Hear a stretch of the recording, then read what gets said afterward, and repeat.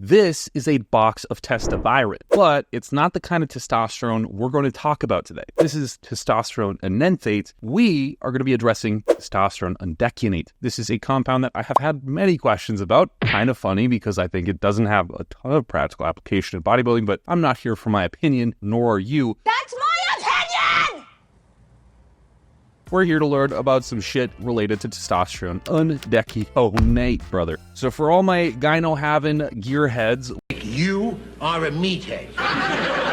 let's dig in deep into what is testosterone undecanoate and how could it be applicable in terms of bodybuilding, or just in general, how it could be applied in terms of health or really improving your life. So testosterone undecanoate was actually produced in order to provide therapeutic testosterone replacement. Its benefit compared to enanthate or cypionate is that it doesn't have to be administered as frequently, meaning better patient adherence and overall less reductions in quality of life for the people who need testosterone replacement therapy. It sounds all sunshine and roses, but there's a lot we're going to address here that might lead it to be something not so ideal for an individual looking for the best outcomes in terms of their therapeutic testosterone replacement therapy. Oh shit, not good. So the interesting thing about testosterone undecanoate is that it's available in both injectable and oral formulations. The oral formulation is really not even worth looking into here unless you wanted to use it as a pre-workout. Its half-life is tremendously small. We're talking on the scale of 2.5 to maybe 4 hours in some cases. So you'd be taking one tablet before a workout and then subsequently having a pretty good workout for about 2.5 hours to 4 hours until that dose subsequently reduced itself. And usually it's something that has to be administered about 3 times per day for therapeutic levels of testosterone. But what we're more interested in is the injectable variant of testosterone undecanoate, which lasts a lot longer. Just like any other form of testosterone with an ester attached to it, the testosterone undecanoate is going to enter the muscle through an intramuscular injection, or you could even do a subcutaneous injection, although I don't recommend it because you'd have to be injecting quite high volumes of this stuff. And from that, it provides a depot from which the testosterone is gradually released into the bloodstream, allowing you to have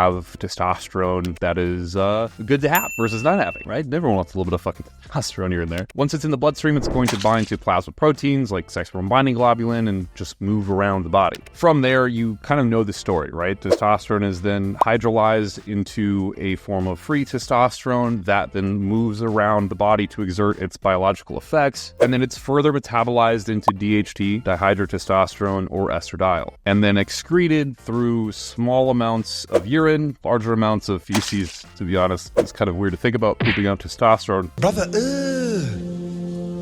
what's that? But that's the path that it follows, just like any other injectable formulation of testosterone, or really any other anabolic that is injectable. But where things change quite a bit when it relates to this testosterone therapy is that you are going to have a much longer half-life. Now, because of the highly inter-individual variability with testosterone and its administration, as well as the clearance times for each and every individual, these ranges vary a lot, right? So we're looking at somewhere around 14 to all the way up to 30 days of a half-life. And there was a pretty good study done where they administered 750 milligrams of testosterone undecanoate in one day, and they started it at a frequency of every 4 weeks, and then they even extended that up to every 10 weeks. And what was found is about basically once injected with testosterone undecanoate, you had serum T levels that were actually super physiological after 7 days, and then after 10 weeks, or just at that 10-week mark, they were sub-therapeutic levels of testosterone. And this was all done intramuscularly. There was no subcutaneous injections. And again, I don't think you'd want to put in 750 milligrams in a subcutaneous setting, but the intramuscular injections were what they used here. And it seemed that as long as it was before 10 weeks and after 7 days, the testosterone dosage was able to maintain a therapeutic level of testosterone serum levels, which is positive. It's a huge win compared to something like testosterone cypionate or even enanthate, which is generally speaking in most studies conducted, you see around a 36 to 48 hour post-dose response that is supraphysiological, and then a sub-therapeutic level after 3 weeks. So someone can take, 125 milligrams of testosterone cypionate, and then after 4 weeks, they'll see a huge decline in that therapeutic level to a point where they're considered hypogonadal again. So 3 to 4 weeks compared to up to 10 weeks is a pretty advantageous situation for a patient who doesn't want to inject themselves regularly on a weekly basis. But is this something that we can apply in bodybuilding? Well, it seems that, and as you'd expect, because testosterone is testosterone and there's just a different ester attached to it, it has the same effects. It grows lean muscle tissue, you get better insulin sensitivity, as well as losing overall fat mass. I mean, it's in most studies done a really positive thing for the people who are getting the therapy as well. They see no increased risk in cardiovascular disease and generally a better quality of life being experienced by that person. But in an application where we're looking as bodybuilders on how to maybe deploy something like testosterone undecanoate, there can be a couple problems which I think are concerning. One of which is if you don't dial in your needed dose for a representative necessary amount of estradiol and other sex hormones in the body, as well as just your overall well-being, you kind of really screw the pooch. Because of its longer half-life and longer time to reach serum concentrations that are representable within someone's body, you're going to be waiting a long time. For instance, let's say you inject 600 milligrams of testosterone undecanoate, and you are actually a really poor responder to higher doses of testosterone. You aromatize too much, produce too much estrogen, and you get really moody. Well, you're kind of in the shitter for the next 10 weeks, and that's a long time. I mean, we're talking just about 3 months of exposure to a drug which you're not positively reacting to, and therefore getting a ton of adverse side effects which you have to use other drugs to manipulate. I've suffered the tortures of the damned, sir.